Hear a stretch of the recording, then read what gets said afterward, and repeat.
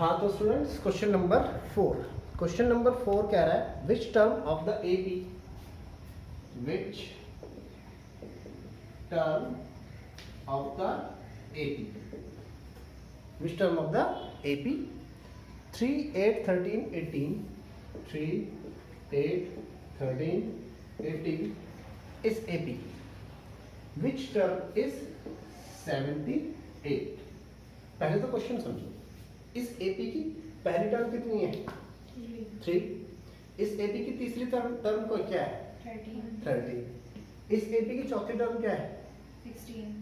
18 है। ठीक है। इस AP की चौथी टर्म क्या है? 18। तो ये कह रहा है ऐसे ही इस AP की कौन सी वाली टर्म 78 हो, मतलब इसी में ही है 78, लेकिन कौन से नंबर पे है हमें नहीं पता कौन सी टर्म है, तो हम इसे मान लेते हैं late its nth term is 78। इसकी nth टर्म क्या है? 78। टर्म को निकालने में तो ये निकालने ये कौन से टर्म है? हाँ तो मैं क्या, पहली नहीं है, दूसरी नहीं है, तीसरी नहीं है, हमने कहा n नंबर की टर्म क्या है? 78 है। तो अगर nth नंबर की टर्म 78 है तो n कितना हो गया? 78। अब इस टर्म का नंबर नहीं पता कि पहली, दूसरी, तीसरी कौन सी है, सिर्फ nth नंबर की टर्म। जैसे अगर हम कहीं दूसरे नंबर की टर्म तो कितनी है? 13। समझ में नहीं आ रही बात? ऐसे हम कह रहे हैं nth नंबर की टर्म क्या है? 78। nth टर्म का formula a plus n minus 1 into d. a plus n minus 1 into d equals to 78। अब a जो है मेरे पास 3 plus n minus 1 d common difference कितना है यहाँ पर? 5 है। 8 minus 3 d कितना है? 5। a तो आपको पता ही है first term 5 is equal to 78। पहले 3 को उधर ले जाता हूँ, n minus 1 into 5 equals to 78 minus 3 n minus 1 into 5 से कट भी जाएगा, n minus 1 equals to कितना आ जाएगा? 15। और minus 1 इधर आया तो इसकी 16th टर्म क्या होगी? 78। so its 16th term is 78। इसकी 16th टर्म है 78। क्वेश्चन नंबर 5 में हमें क्या है? Number of terms in this AP. अब तक जो हमने एपी सॉल्व किया ना वो कहीं खत्म नहीं हो रही थी, उनमें आगे क्या लग रहा था? ऐसे डॉट डॉट डॉट लगता जा रहा था, लेकिन इसमें एक एपी है वो खत्म हो रही है। 1 2 3 मतलब first term, second term, third term, और कहाँ पे खत्म हो गई? 205 में। ऐसे ये वाली 18, 15/2, 13 कहाँ पे खत्म हो गई? -47 पे। तो ये कह रहा है इस एपी में कितनी टर्म्स हैं। जैसे मान लो कि एक एपी मैंने ये ली, इसमें कितनी टर्म्स हैं? 3। मैंने एक एपी ये ली, इसमें कितनी टर्म्स हैं? 9। तो ये कह रहा है ऐसे इस एपी के अंदर कितनी टर्म्स हैं। ठीक है, तो इस एपी के अंदर कितनी टर्म्स हैं वो पता लगाने के लिए अब आ जाओ सोल्यूशन पे। सोल्यूशन में देखो फर्स्ट पार्ट आप खुद कर सकते हो, मैं आपको सेकंड बता रहा हूँ। ठीक है, सेकंड पार्ट में 8, 15 और 1/2 13 अप टू -47, या फिर इस मिक्स फ्रैक्शन को मैं इम्प्रॉपर फॉर्म में लिख देता हूँ। 8, 15 to the 31/2 13 -47। अब फर्स्ट टर्म a कितनी आ गई? 8। कॉमन डिफरेंस d कितना आ गया? a2 minus a1 31/2 -8। तो d कितना आ गया? 31/2 -8 to the 16 और अपॉन सभी जगह आया, तो d कितना आ गया? 15/2 है ना, d आ गया। a और d तो निकल, लेकिन इसने पूछा है कितनी टर्म्स है। हमें नहीं पता इस एपी में कितनी टर्म्स है, तो हम मान लेते हैं इस एपी में n टर्म्स है। भाई 1 2 3 4 पता तो है नहीं, बीच में डॉट डॉट डॉट है, हमें ये पता ही नहीं है कि एपी में कितनी टर्म्स है, और अगर मुझे नहीं पता कि एपी में कितनी टर्म्स है तो मैं मान लेता हूँ कितनी टर्म्स है, n टर्म्स है। तो लेट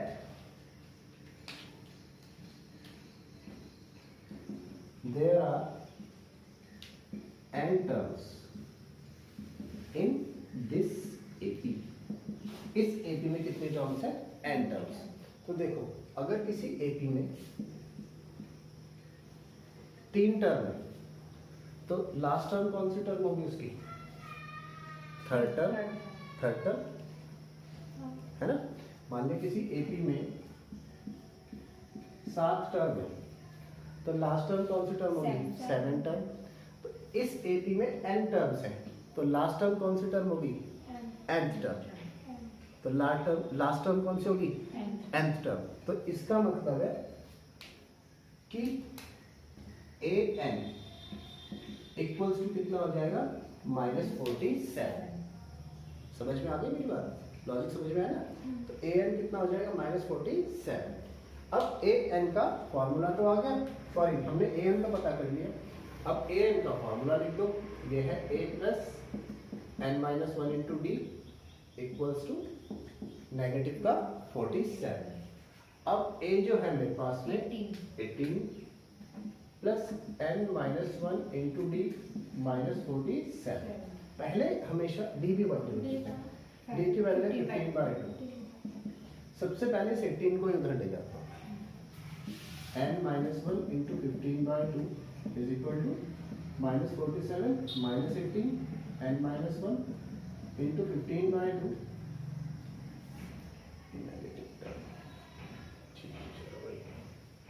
हमारा जो d है तो हमारा d तो नेगेटिव आना चाहिए।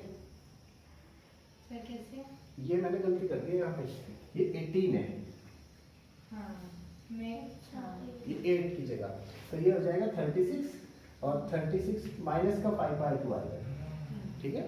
तो d हमारा माइनस का 5/2 आ गया, माइनस का 5/2।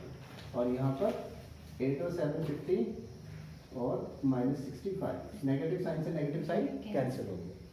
तो n-1 इंटू 5/2 इक्वल्स टू 65, 5 पंजा 5, 5 3 15, n-1 अपॉन 2 इक्वल्स टू 13, 2 उधर चला गया, 13 इंटू 2 n-1 26 माइनस 1 इधर आया तो 27। तो कितनी टर्म्स होंगी इसमें, 27। Number of terms 27। So the number of terms in this AP is equal to 27। हाँ तो स्टूडेंट ये देखो क्वेश्चन नंबर 6 क्या कह रहा है कि हमें चेक करना है कि -150 इसकी टर्म है, इस एपी की टर्म है या नहीं। एक एपी है 11 8 5 2, इस तरीके से इसमें आगे भी टर्म्स होंगी। तो हमें ये चेक करना है कि -150 इस एपी में कहीं आएगा या नहीं आएगा, ये चेक करना है। तो चेक करने के लिए हम मान लेते हैं कि इसकी टर्म है। क्या करते हैं, ये मान लेते हैं कि इसकी टर्म है, और टर्म है तो कौन सी टर्म है, nth टर्म। हमें तो नहीं पता कौन सी है, एग्जैक्ट तो नहीं कह सकते, तो हम कहते हैं इसके nवें नंबर पे ये टर्म आई, यानी इसकी nth टर्म। तो let -150 is n term of this AP. -150 इस एपी की nth टर्म है। अगर ये इसकी nth टर्म है तो an इक्वल्स टू कितना आ जाएगा, -150, ठीक है। अब an का formula a plus n-1 into d is equal to -150। Equation 1 डाल देता हूँ, वैसे तो इक्वेशन डालने की जरूरत नहीं थी। अब a कितना है, a equals to 11। Common difference d कितना है, -3। 8 माइनस 11, देखो यहाँ पे देखो कॉमन मिस्टेक, हमेशा a2 माइनस a1 ही करना है। कई बच्चों की क्या करते हैं, a1 माइनस a2 कर देते हैं, ये कर देते हैं, ये रॉन्ग है। हमेशा a2 माइनस a1 ही करना है। जैसे यहाँ पे -3 आ रहा है, नहीं तो 3 आ जाएगा तो क्वेश्चन रॉन्ग हो जाएगा। तो 11 8 माइनस 3 डी कितना आ गया -3। ए और डी ही मिला है तो substituting in equation first, substituting in equation first we get, जब मैं इसे इक्वेशन फर्स्ट में सब्स्टिट्यूट करूंगा तो ए की जगह आ जाएगा 11 प्लस n माइनस 1, डी की जगह आ जाएगा -3 इक्वल्स टू -150। ठीक है बच्चों, अब ये प्लस 11 इधर आएगा तो -11 -150 -11 n माइनस 1 इंटू -3 -161। अब नेगेटिव से नेगेटिव हम कैंसिल भी कर देते हैं। अब हमारे पास बना n minus 1 into 3 equals to 161। हाँ, अब यहाँ देखो हमेशा ये डिवाइड हो जाता था, यहाँ पर डिवाइड नहीं हो रहा है तो कोई बात नहीं, और लंबा प्रोसेस कर देते हैं। 3 को अंदर मल्टीप्लाई कर देते हैं, 3 into n 3n minus 3 equals to 160। यहाँ पे समझो बेटा जरा, यहाँ पे थोड़ा सा इसका प्रोसेस समझने वाला। 3n इक्वल्स टू 161 माइनस 1 आए तो 3n इक्वल्स टू 164, जब n आया 164 अपॉन 3, n आ जाएगा 3 164 इंटू 3 अलग से कर देता हूँ, 3 5 15, मुझे पता है कट नहीं हो रहा है, 3 4 12, तो ये आया। तो हमारे हिसाब से इसकी कौन से नंबर की टर्म आ गई 54 और 2/3, लेकिन ऐसी टर्म थोड़ी होती है भाई, टर्म तो ऐसे होते हैं ना 1 2 3 4। अब हम ये थोड़े कहेंगे कि 54 है और उसके साथ 2/3 वाली टर्म जो है वो है, एक्चुअल में नंबर लाइन पे तो आएगा ये नंबर, यहाँ पे 54 और 55, इसके बीच में अगर मैं ऐसे कर दूं, इसे 3 पार्ट्स में डिवाइड कर दूं तो है तो ये यहाँ पे, लेकिन ये टर्म तो नहीं है ना, क्योंकि टर्म तो हमेशा 1 2 3 4 होती है। अब मेरे पास जैसे ट्यूशन में बच्चे हैं 1 2 3 है ना, 2 ही है, तो अब ये थोड़ी है कि 1 और 1/3 भी है, टर्म्स तो फुल नंबर होते हैं। तो लेकिन यहाँ पे क्या आ रहा है 54 इंटू 2/3, तो इसका मतलब ये AP में नहीं आएगा। इस क्वेश्चन में हमें स्पेसिफिकली दिया था कि चेक करना है कि इसकी टर्म है या नहीं। तो since n is not a natural number, natural number 1 से स्टार्ट होते हैं, ठीक है, so it is not the term of this, इस AP की टर्म नहीं है। देखो क्वेश्चन नंबर 7 क्या कह रहा है, क्वेश्चन नंबर 7 में हमें एक AP की 31st टर्म फाइंड करनी है, यानी मुझे फाइंड करना है 31st टर्म, यानी ये फाइंड, समझ में आ गई बात भाई। 1 को A1 लिखते थे, 2 को 2 3 4 ऐसे 31st टर्म फाइंड करनी है। और उस AP की 11th टर्म कितनी है 38 एंड 16 टर्म कितनी है 73। तो हम 11 टर्म को जो हमें दिए 38, तो देखो 11 टर्म अगर 38 दिए तो 11 टर्म को मैं लिख सकता हूँ A प्लस 10D। आपको पहले बता चुका हूँ हर एक टर्म में D जो है लेस हो जाता है, इक्वल्स टू 38, ये हमारी इक्वेशन फर्स्ट आ गई। 16th टर्म को मैं लिख सकता हूँ 73, ये सेकंड टर्म। अब मैं क्या करता हूँ equation first minus second term, ठीक है, equation first minus equation second. जब मैं सब्ट्रैक्शन करूंगा साइन चेंज, A से A कैंसिल, -15 माइनस का 5D और इधर भी 5 और ये आया 3, 35 D आ गया 35/5, यानी हमारा कॉमन डिफरेंस तो कितना आ गया 7। अभी तो D आया, अब AD निकालना है, तो सब्स्टिट्यूटिंग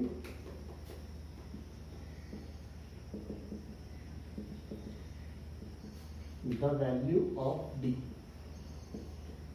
D की वैल्यू सब्स्टिट्यूट करेंगे इन इक्वेशन फर्स्ट में सब्स्टिट्यूट, तो ये है A plus 10B equals to 38, A ऐसे ही रहा प्लस 10, D की जगह 7 equals to 38, a plus 70 equals to 38 या a 38 प्लस 70 इधर है तो a आ गया -33। अभी मेरे पास a है और d है और क्या वैल्यू निकालनी है 31st टर्म की निकालनी है। तो 31st टर्म की वैल्यू निकालनी है।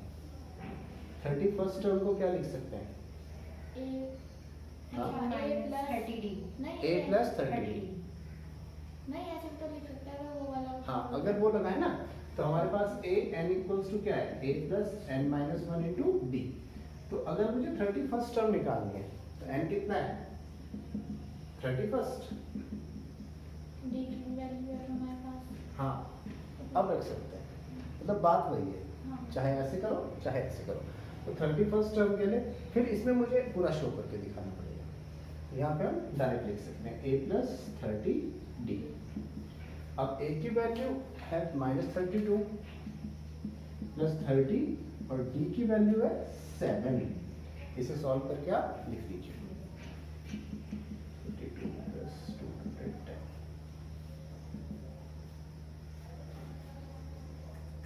178।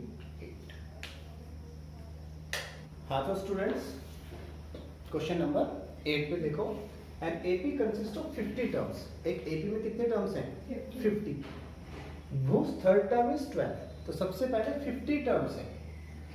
आंसर में आ जाइए n कितना है 50 क्योंकि n क्या होता है नंबर ऑफ टर्म्स होती है। तो 50 टर्म्स है। whose थर्ड टर्म इज 12 यानी थर्ड टर्म a3 कितना है 12 है and last term is 106। Last term को ना L से भी रिप्रेजेंट करते हैं कहीं कहीं पर। ये कितना है 106। तो हाँ वही बताने वाला था। देखो अगर उसमें 50 टर्म है तो लास्ट टर्म कौन सी टर्म होगी 50th टर्म होगी। देखो जैसे हमारे पास 2 4 6 8 10 इसमें 5 टर्म है तो 5th टर्म क्या है लास्ट टर्म। नहीं आ रही मेरी बात में भाई। जैसे 12 है इसमें 6 टर्म है तो 6th टर्म क्या है first second third fourth fifth 6th term क्या है लास्ट टर्म। तो इसमें 50 टर्म्स है तो 50th टर्म क्या होगी लास्ट टर्म। ठीक है और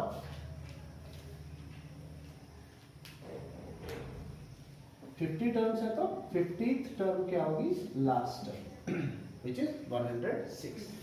अब मैं A3 को ओपन कर देता हूं a plus 2d equals to 12। 50th term को भी ओपन कर देता हूं a plus 49d equals to 106। अब दोनों इक्वेशंस को माइनस कर देता हूं। Equation first minus equation second. तो जब इन्हें माइनस करता हूं a plus 2d equals to 12 and a plus 49d equals to 106। यहाँ पर मैंने सब्ट्रैक्शन किया माइनस का 47d इक्वल्स टू 94 आ गया।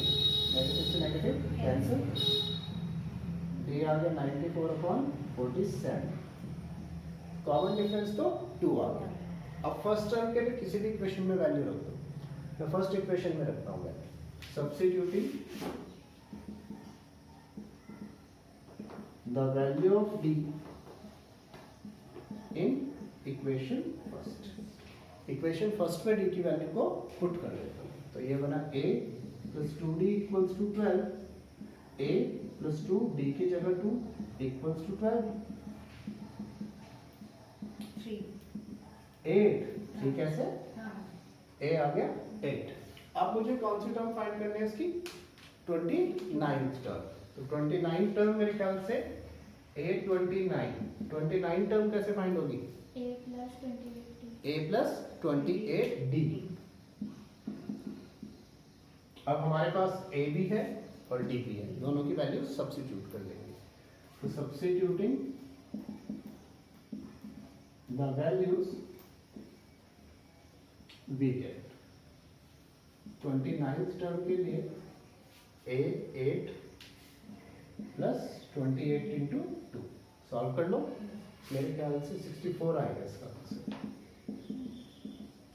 हाँ 64 है 29। हाँ तो स्टूडेंट्स क्वेश्चन नंबर 9 पे ध्यान दीजिए। क्वेश्चन नंबर 9 क्या कह रहा है? If third and ninth term of an AP are 4 and minus a. इसका मतलब थर्ड टर्म कितनी है? 4 एंड नाइन्थ टर्म कितनी है? -8। ये कह रहा है which term of this AP is 0। इसकी कौन सी टर्म 0 होगी? हमें नहीं पता कौन सी टर्म होगी, और जब नहीं पता तो हम कौन सी टर्म मान लेते हैं? nth term. ठीक है, तो let its nth term is 0। nth term आ गई 0। तो थर्ड टर्म के लिए हम लिख देंगे a plus 2d is equal to 4, and ninth term के लिए डायरेक्ट लिख देंगे a plus 8d is equal to -8। अब तक ऐसे क्वेश्चन काफी आ गए, तो तुमको काफी आ गया होगा। अब हम दोनों इक्वेशंस को सब्ट्रैक्ट कर देंगे, a और d निकाल लिया, सब्ट्रैक्शन किया, -60 इक्वल्स टू 12, या d आ जाएगा 12 अपॉन d तो आ गया -2, और d आ गया तो अब फाइंड करेंगे a।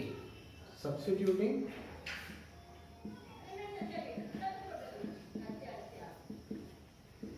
the value of d in equation first। Equation first में सब्स्टिट्यूट कर दो, a plus 2d equals to 4 है, a तो हमें निकालना है, 2d है -2 equals to 4 plus into -2 to 4 equals to 4, या a आ जाएगा हमारा 4 प्लस 4 8। a और d आ गया। अब कह रहा है विच टर्म इज 0। हमने क्या माना था? nth टर्म है 0। अगर nth टर्म 0 है तो a n इक्वल्स टू 0। देखिए nth टर्म 0 है, तो इसका मतलब a n equals to 0। That's nth term is 0, so a n equals to 0। अब a n का फॉर्मूला लगा दो, a plus n minus 1 into d equals to 0। अब इसमें a और d की वैल्यू को सब्स्टिट्यूट करते हैं। सब्स्टिट्यूटिंग